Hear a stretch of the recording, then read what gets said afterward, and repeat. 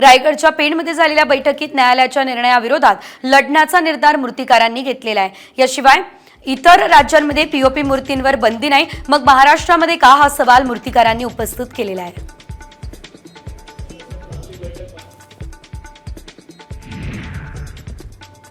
Mumbai coastal रोडवरती प्रवास अधिक स्वस्त होणार आहे। मुंबई बेस्ट उपक्रम आपल्या ताफ्यात सुमारे 100 इलेक्ट्रिक एसी बसेस आणणार आहे। प्रवाशांच्या मागणीनुसार त्यापैकी काही बसेस मुंबई कोस्टल रोडवरती देखील तैनात करण्यात येणार आहेत।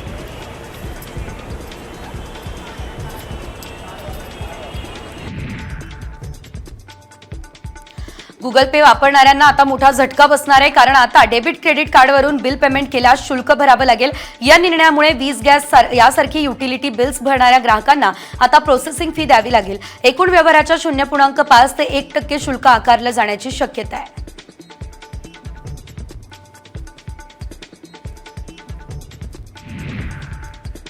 लाडकी बहीण या योजनेच्या लाभार्थ्यांमध्ये 83% महिला विवाहित असल्याचं आकडेवारीवरून स्पष्ट होत आहे, तर अविवाहित लाभार्थी 11.8% आणि विधवा लाभार्थी 4.7% आहे। लाभार्थ्यांमध्ये घटस्फोटित, निराधार आणि सोडून दिलेल्या महिलांचं प्रमाण एकत्रितपणे 1%पेक्षाही कमी आहे।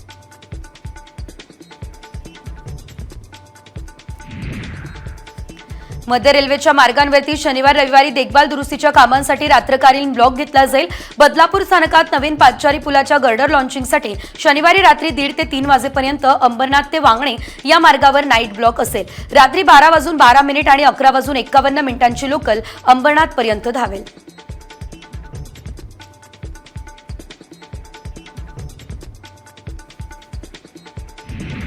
कुंभमेळ्यासाठी पश्चिम रेल्वेच्या 125 विशेष गाड्यांमधून जवळपास 1.65 लाखांहून अधिक यात्रेकरूंनी प्रवास केला। यात्रेकरूंना सुविधा मिळावी यासाठी पश्चिम रेल्वेने विशेष गाड्यांचं नियोजन केलं। यात्रेकरूंची सुरक्षा आणि सोयीस्कर प्रवासासाठी रेल्वे प्रशासन कार्यरत असल्याचं पश्चिम रेल्वेचं म्हणणं आहे।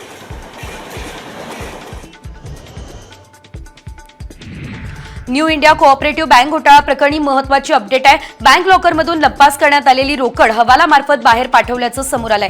या बँकेचा जनरल मॅनेजर हितेश मेहता याने बँकेत 122 कोटींचा घोटाळा केल्याचं समोर आलंय।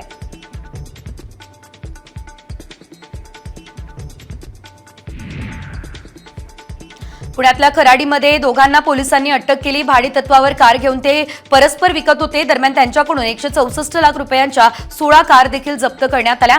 याबाबत पोलीस आता अधिकचा तपास करतायत।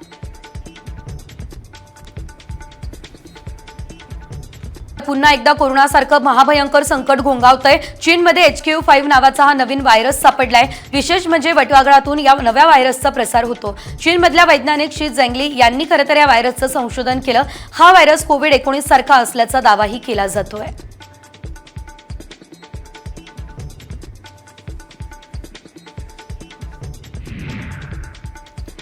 चंद्रपूरमधल्या कोरपना तालुक्यातील मिरची युरोपात जाणार आहे। युरोपियन देशांना मानके पूर्ण करत असल्यानं या मिरचीची निवड झाली आहे। कोरपना तालुक्यात 820 हेक्टर क्षेत्रात मिरची पिकाची लागवड केली आहे। उत्पादन घेतलेल्या मिरचीचं प्रयोगशाळेमध्ये परीक्षण झाल्यानंतर युरोपात विक्रीसाठी ती जाणार आहे। शेतकऱ्यांना दर देखील चांगला मिळेल अशी अपेक्षा आहे।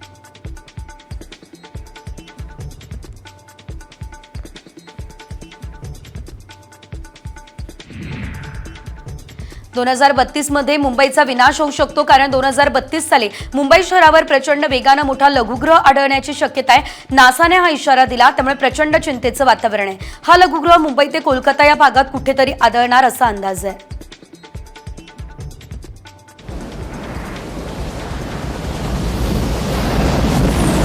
जालन्यातल्या पेपरफुटी प्रकरणी 3 आरोपींना अटक झाली आहे। CSC केंद्र चालकासह एका इंग्रजी माध्यमातील शाळेच्या कर्मचाऱ्याचा यामध्ये समावेश आहे। शिक्षणाधिकारी मंगल दुपे यांच्या फिर्यादीवरून गुन्हा दाखल झाला।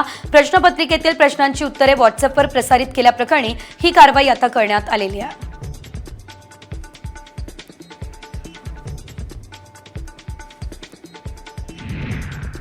यवतमाळमध्ये वीज वितरण कंपनीने थकीत बिल वसुलीची मोहीम हाती घेतली। त्यामध्ये 3000 ग्राहकांची वीज कापण्यात आलेली आहे। त्यांच्याकडे एकूण 120 कोटी रुपये थकले आहेत। कंपनीने नोटीस बजावली तरीही थकीत बिल न भरल्यानं कारवाई करण्यात